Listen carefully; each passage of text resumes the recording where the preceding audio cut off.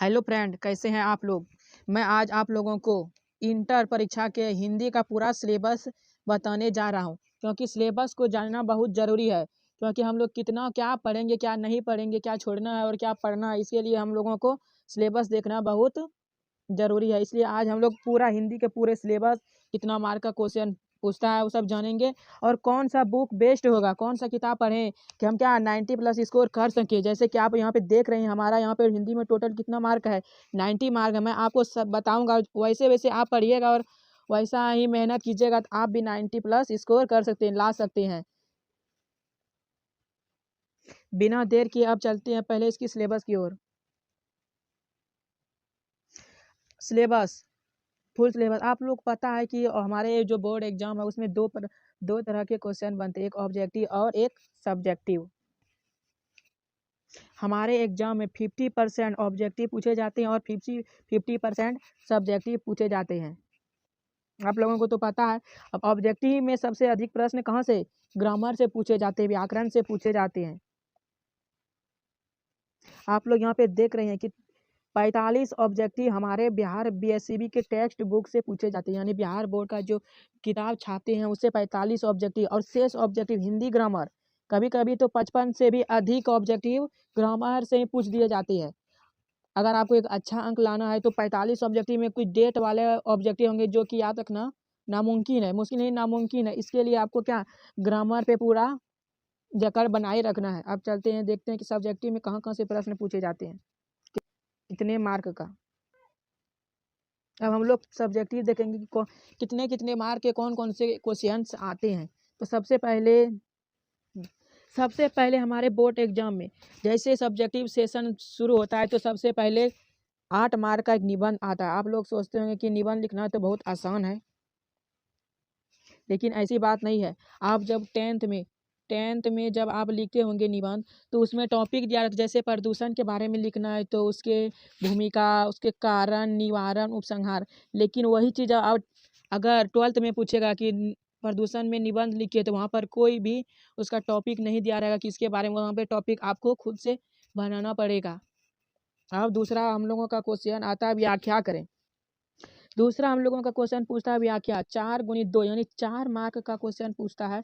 दो तो अगर फिलहाल तो अभी 2 गुना सेशन है, इसमें 8 में नहीं, 4 में से, सॉरी 4 में से 2 बनाना होगा, जो कि 4 मार्क और 4 दूनी 8 मार्क। कोई भी किताब का एक पंक्ति दे देगा, एक पंक्ति दिया हुआ रहेगा, उसके बारे में लिखना कि आखिर वो का पंक्ति किसके द्वारा लिखा हुआ चैप्टर से लिया गया, किसने लिखा उस पंक्ति को, और उस पंक्ति के माध्यम से लेखक या कवि कहना क्या चाहते हैं। तो इस व्याख्या करने के हमें आप पूरे सिलेबस यानी पूरे टेक्स्ट बुक, बिहार बुक की जो बुक है उसको लाइन बाय लाइन पढ़ना होगा। अगला हमारा था 5 मार्क का आवेदन पत्र। आप लोग बहुत सोचते होंगे कि आवेदन हार्ड पूछता है, वैसा कोई बात नहीं। जिस प्रकार टेंथ में 2 दिनों की छुट्टी हेतु अपने बड़े भाई का जन्मदिन के लिए अपने गाँव विद्यालय के निर्धन गरीब छात्र को से पैसा लेने के लिए या कुछ शुल्क, मासिक शुल्क माफ कराने हेतु जिस प्रकार टेंथ में लेवल रहता है, उसी प्रकार में इसमें आवेदन पत्र लिखा जाता है, एकदम आसान है। उसके बाद हम लोगों आता है लघु उत्तरीय प्रश्न। 10 प्रश्न दिया हुआ रहेगा, जिसमें से किसी 5 प्रश्न को बनाना है, जो कि 2-2 नंबर का रहेगा। तो 5 दूनी 10 मार्क लघु उत्तरीय प्रश्न। उसके बाद हम लोगों का आता है क्या, दीर्घ उत्तरीय प्रश्न। 6 प्रश्न देगा, जिसमें से किसी 3 प्रश्न को बनाना है, तो 3 पचे 15 मार्क हुआ।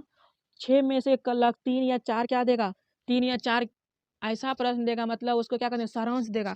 3 या 4 सारांश देगा। कोई चैप्टर देगा, कभी कभी काव्य खंड का देगा, जैसे कड़वा के द्वितीय पद का क्या करें, व्याख्या करें। सूरदास द्वारा रचित द्वितीय पद का व्याख्या करें। इसके लिए आपको बिहार बोर्ड का जो किताब है उसको लाइन बाय लाइन अच्छे तरीके से पढ़ना पड़ेगा। और सबसे लास्ट में हमारा आता है संक्षेपण।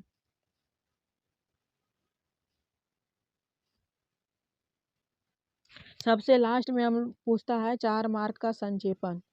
इसमें कोई भी जैसे 4-5 लाइन का दिया हुआ रहेगा, कोई भी कहानी, अगर जैसे हम गद्यांश बोल सकते हैं, 4-5 लाइन का दिया रहेगा, तो लगभग जो इससे अर्थ निकलता है वही अर्थ रहना चाहिए। लेकिन जैसे हमारे 4-5 लाइन में है तो कम से कम 1.5 या 2 लाइन में इसको लिखेंगे। लगभग 1/3 शब्दों में जो अर्थ है, उस चीज पहले दिया हुआ गद्यांश है उसका जो अर्थ रहेगा वही अर्थ वाला लिखना है, लेकिन उतना शब्द में नहीं, लगभग उसका 1/3 शब्द। 1/3 शब्द हमें लिखना है। अब जोड़ जोड़ के देखते हैं कितना मार्क हम लोगों का पूरा। 8 8 16 8 8 16 16 4 20 5 25 10 35 15 कुल 50 मार्क उधर ऑब्जेक्टिव और 50 मार्क इधर सब्जेक्टिव। 50 50 100। अब आप लोगों को बताएंगे कि बेस्ट मतलब 90 प्लस स्कोर कैसे करना। उसे पहले बताएंगे कौन सा किताब पढ़ें कि 90 प्लस स्कोर हो जाए। आप लोगों के मन में चलता है कौन सा किताब पढ़ें कि 90 प्लस स्कोर हो जाए। ये मत सोचना कि 90 प्लस स्कोर लाना बहुत आसान है, इसमें गद्यांश नहीं रहता। अभी भी बता रहे हैं तो कौन सा किताब पढ़ें कि 90 प्लस स्कोर हो जाए। तो सबसे पहले बिहार बोर्ड के जो बुक संचालित करती है बिहार दिगंत भाग 2 उसको पढ़ना है। यहाँ पे आप देख रहे हैं दिगंत भाग 2। दिगंत भाग 2 जिसका मात्र मूल्य लगभग 50 रुपया के आसपास है। इसको आप खरीद सकते हैं आराम से। और जिसको 90 प्लस जो 90 प्लस का सपना देखते हैं उसको text book line by line पढ़ना होगा, उसका और अर्थ समझना होगा, क्योंकि व्याख्या और सारांश बिना पढ़े किताब पढ़े नहीं हो सकता है। अब आप लोग ग्रामर का किताब कौन सा ग्रामर का किताब खरीदें। तो ग्रामर के लिए कोई भी बुक चल सकता है। बहुत लोग तो कौन सा व्याकरण पढ़े। व्याकरण के लिए कोई पतला वाला बुक जो आप लोग शुरू से पढ़ते आ रहे हैं वह भी काफ़ी है, लेकिन उसी कंपनी का दूसरा थोड़ा सा हाई लेवल का किताब अच्छा होगा, अच्छा खासा। इसलिए आप कोई भी किताब बुक लेकिन दिमाग में समझना चाहिए, कॉन्सेप्ट को क्लियर रखने से कोई सी भी कंपनी का व्याकरण किताब खरीद सकते हैं। अब आगे बताने वाले हैं कि 90 प्लस स्कोर करने के लिए क्या क्या जरूरी है। बहुत लोग सोच रहे हैं 90 प्लस लाने के लिए क्या क्या करना पड़ेगा, तो जल्दी बता रहे हैं। 90 प्लस लाने के लिए सबसे पहले व्याकरण की तैयारी अच्छे तरीके से करना पड़ेगा, क्योंकि ऑब्जेक्टिव कभी कभी लगभग 40 किताब से रहता है बिहार बोर्ड के बुक से, और 60 ऑब्जेक्टिव ग्रामर यानी व्याकरण से रहता है। अगर व्याकरण और ऑब्जेक्टिव में कुछ कुछ ऐसे जैसे ईस्वी वाला सा, किसका जन्म हुआ किसका मरण हुआ, और कि कोई कवि लगभग 40-50 रचना की है, तो उतना याद रखना मुश्किल है, मुश्किल ही नहीं नामुमकिन है। तो उसके लिए हमको क्या व्याकरण की तैयारी अच्छे तरीके से करना पड़ेगा। उसके बाद आप लोग तो जानते हैं कि इसमें गद्यांश नहीं रहता, उसके बदले सारांश इसमें व्याख्या दिया हुआ रहता है। और व्याख्या करने के लिए कम से कम 2-3 बार लाइन बाय लाइन उसके बिहार बोर्ड के टेक्स्ट बुक को पढ़ना पड़ेगा। और हैंड राइटिंग जिसका अच्छा होगा वही 90 प्लस कर सकता है। हैंड राइटिंग में भी हिंदी और इंग्लिश लैंग्वेज पेपर है, इसमें हैंड राइटिंग बहुत मायने रखता है। और सब्जेक्टिव क्वेश्चन ये नहीं कि रटे, अपने से प्रैक्टिस करना पड़ेगा, लिख कर। हाँ, व्याकरण कम से कम व्याकरण मजबूत। अब अगर कोई बच्चा 50 में 50 ऑब्जेक्टिव लाएगा, इधर कम से कम 40 भी लाएगा, 40 या 45 तो लगभग 90 पूर गया, लगभग 90 पूर गया। इसलिए ऑब्जेक्टिव पर पूरा कमांड रखना होगा और सब्जेक्टिव का प्रैक्टिस करना होगा। निबंध इसमें टॉपिक नहीं दिया रहता है और इसमें टॉपिक को अपने से बनाना पड़ता है निबंध। उसके बाद आवेदन तो उसी प्रकार होता है एकदम। जो बच्चा लाइन बाय लाइन किताब पढ़ेगा, जो बच्चा लाइन